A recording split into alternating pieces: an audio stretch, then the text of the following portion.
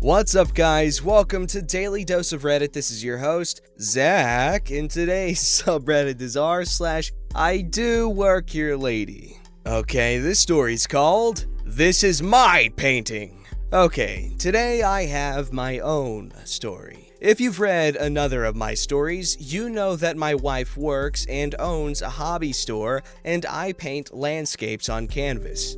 I always have to say canvas because some people don't seem to make the connection between painting and a canvas, and they ask if I'm into landscaping. Maybe I can see where they might think I do landscaping because I paint landscapes, but when I try to explain that I paint, they think I somehow paint the yard with plants. I don't know if that is a thing, maybe so, but I now always am careful to explain that I paint landscapes on canvas to try and head confusion off at the pass. So, on to my story.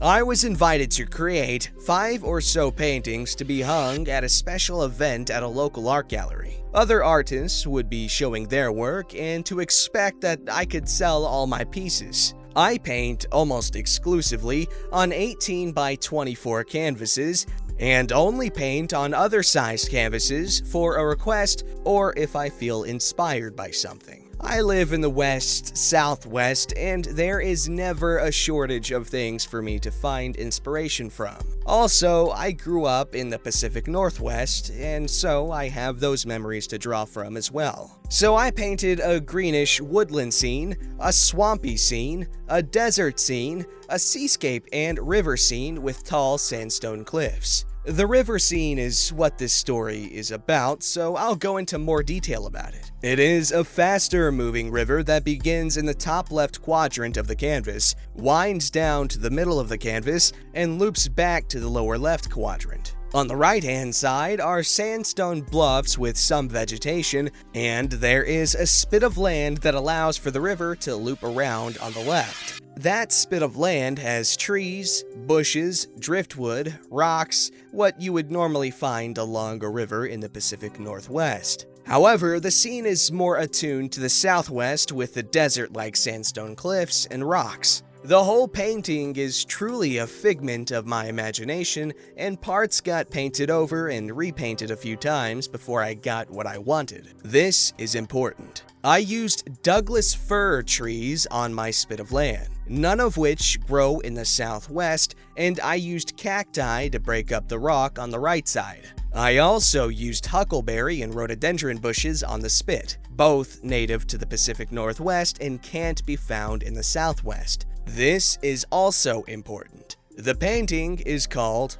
Wandering. So, the day of the opening is at hand, and I never dress up much. For me, a pair of pressed pants, cowboy boots, a white shirt with a tie, and I'm all set. I'm 60-ish, and gravity has forced my body such that all the nice muscle in my shoulders has drooped down to around my waist. My wife still loves me, but I sometimes think she longs for the younger me. Most everyone else is dressed up, and that includes my wife, who loves the events as an excuse to dress to the nines. You ladies know what I mean. Long evening gown, matching clutch purse, matching high heels, hair all done up, 3 hours before the makeup mirror. Just kidding on the makeup mirror. I think it was only 2 hours and a quarter. We wandered around the different exhibits, and I marveled at the talent that is before me. It's hard for me to accept that I am any good, even when people tell me, because, well, it's just hard. My wife's siblings are always begging me for paintings to hang on their walls, but I try to put them off and let my wife decide. So I'm standing in front of Wandering and finding all the places where I think there is a mistake and how the lighting isn't quite right when this woman walks up to stand next to me. Don't you hate it when the artist just finds some picture on the internet and copies it? I just saw this picture in a magazine in the airport not too long ago, she said in a high nasal tone. I looked at her, and she too was done up to the nines with a glass of something bubbly in her hand. She looked to be in her 30s, but then I am a terrible judge of age. Her face looked like someone had smashed it in with a canoe paddle. Indeed, I asked. Yeah, I see it everywhere. Artists nowadays have no imagination. They just copy. This woman wore a dark blue pantsuit with a white blouse and probably stood 5'2" with an extra third grader around her waist. I'm not condemning her for having the equivalent of a third grader's weight around her waist. It's just an observation. And you're sure you saw this on a magazine cover somewhere? I asked. Oh yes, I'm very sure of that. The reason I ask is that if you notice, this is a southwestern scene, but there are elements in it that you would not find in the southwest. Like those trees and these bushes, I gently probed. She looked closer and said, Oh no, I see those everywhere around here. I think I might even have some going in my own yard. I thought to myself, she's delusional or high or tripping on LSD or something. Just then, my wife shows up and gives me my water as she sips her bubbly drink. What do you think of the lighting? She asks. Maybe a little soft for this one. I'm not sure. My wife went from facing the painting to facing me. OP? She started, grabbing my chin so that I was now looking at her. Where are you? Huh? When you say you're not sure, that's my cue that you are far, far away in another galaxy. Before I could answer, this other lady murmurs, And this price? Where do these artists get that anybody's gonna pay that price for a copy of something else? Katie's eyes got big around and her head cocked to one side as she looked around my shoulders at the woman on the other side of me. You think it's overpriced, do you? Overpriced? A 10-year-old could make this. What does this artist do? Rip out pictures from magazines and then just copies them? Really, no imagination at all. There should be a law banning this kind of ineptitude, the woman said with disgust in her voice. Katie seemed to falter, and then her eyes got big around, and I tried to shush her. It didn't work. It just so happens that I know this artist, and I know for a fact he did not copy it from some magazine. The odds that there is a magazine out there with this picture in it are... You'd have a better chance of winning the lottery twice than you would finding a magazine with this between its folds. The lady came around to face Katie, and as I've said before, Katie's 40-ish, but looks 20-ish. I dare say, young lady, that you aren't even old enough to understand art, let alone tell me what I've seen and what I've not seen. And I dare say, young lady, that I'm probably older than you are, and I've seen more art in the last 20 years than you've seen in your entire lifetime. I've met more artists, more famous artists, and more up-and-coming artists than you'll ever know. When I say this is an original work, this is an original work. Katie was starting to get fired up, and I didn't want the gallery owner to have to ask her to leave, which has happened before. My lady does like to defend her man. Just as the lady was about to retort something, another artist came up and said, Lady, there is no way you've seen this as some photograph in any magazine. There are elements here that just simply don't belong, and that is exactly why this cannot be a copy. Those trees don't belong, those bushes don't belong, and even the river itself doesn't belong. There is no river like that anywhere in the desert. All the rivers around us are slow and lazy, and this is fast and rushing. I think this artist must have been high on crack when he painted this. He gave me a very obscure nudge in the ribs when he said that last part, because we've admired each other's work and I have one of his paintings in my house, and he has one of my paintings in his house. The difference between us is that his paintings start at 6 figures and hang all over the world, and mine just don't.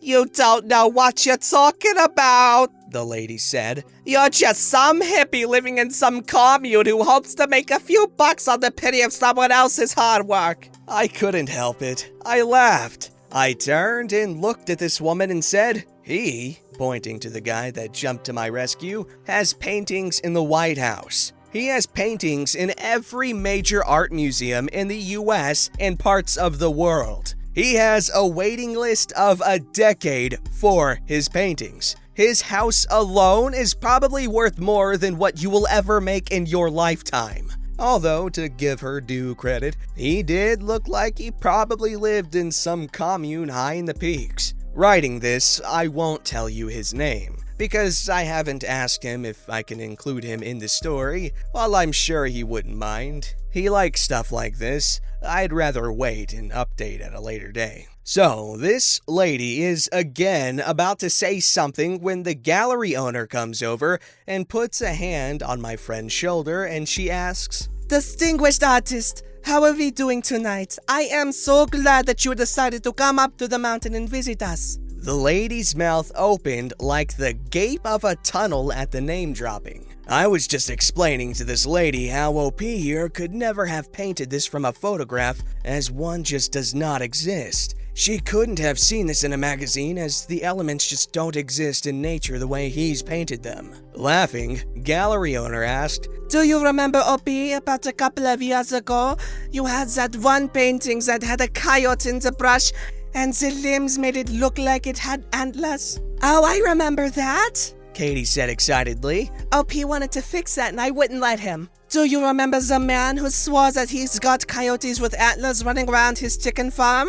Gallery owner asked. Distinguished artist looked at me and asked, Were you on drugs? He teases me about this even though he knows I'm seriously against that sort of thing. I mean, I don't even drink alcohol. You didn't paint this, the lady said lightly.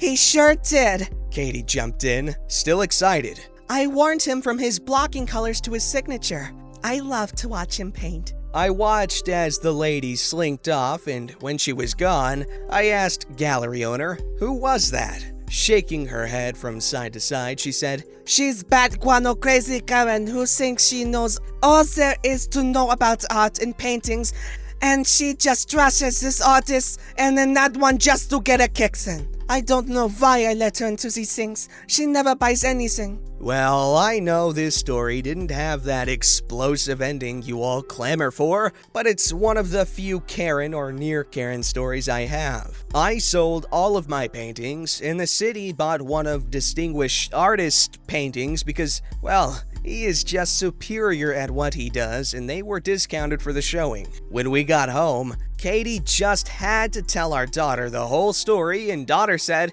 Isn't he always doing something like that? Putting in stuff that doesn't belong? Katie gave me a look from the side of her face, and I said, That's how you can tell it never came from a photograph. Okay, this was a beautiful story. I love how OP just kind of stood there and let everything unfold to its greatest, most dramatic potential. I was half expecting Obama to show up and tell the artist guy, Hey, I had one of your paintings in my old house. No, that was a great story. I'd love to see paintings like that. I love landscapes, especially when they've got vivid sunrises or sunsets. Sunrises especially because, oh boy, sunsets are nice too, especially purpley ones. Alrighty, this story's called, An Old Lady Makes My Manager Think I'm Stealing. As my name suggests, I'm new. In fact, I only created this account to post the story. Quite a short story, so let's add some backstory to beef it up a little. Before the pandemic, I worked at a pub that had a restaurant and pokies, or slot room. Recently, we had a lot of issues with young people going around the building and causing mischief and stealing. But he worked mostly in the pokies area. On the days when he was already at work and I was starting around midday, I would always go in early to say hi and see how his kids were doing. And that's about where this story takes place. So I had just come through the back door about 30 to 45 minutes before I was scheduled to start, wearing my black pants and shirt with a gray hoodie over the top. I walked through the front bar area, checking to see what needed to be done for the day, while making my way to see my brother. I stood in the doorway about to say hello when I realized that they were dealing with a customer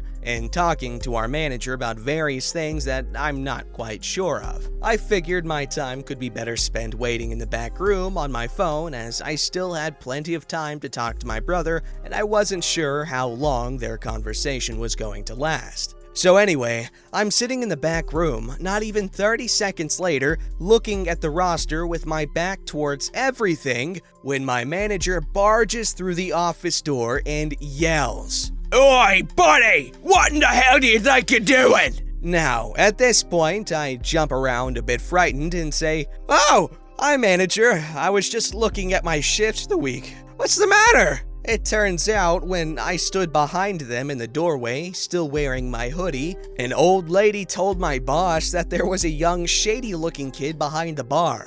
I've never had the best flair when it comes to writing. I just wanted to share this story as it's the only one I have. Edit. For everyone wondering what happened afterwards, pretty much nothing. He just told me that he was about 5 seconds away from tackling me since he thought I was stealing. That was actually kind of a cute story.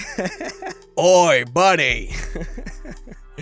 I love English people, dude. Alright, this story is called I Am Not 12 and I Don't Need Help! This story is rather short and very lighthearted. This is the first time I've ever posted, so please cut me some slack. So, some backstory. I'm 16, female, but I look quite young. You are young, buddy. Like, very young. You are very young, buddy. I'm 5'4", but I slouch, and I have a very childlike face. You are a child.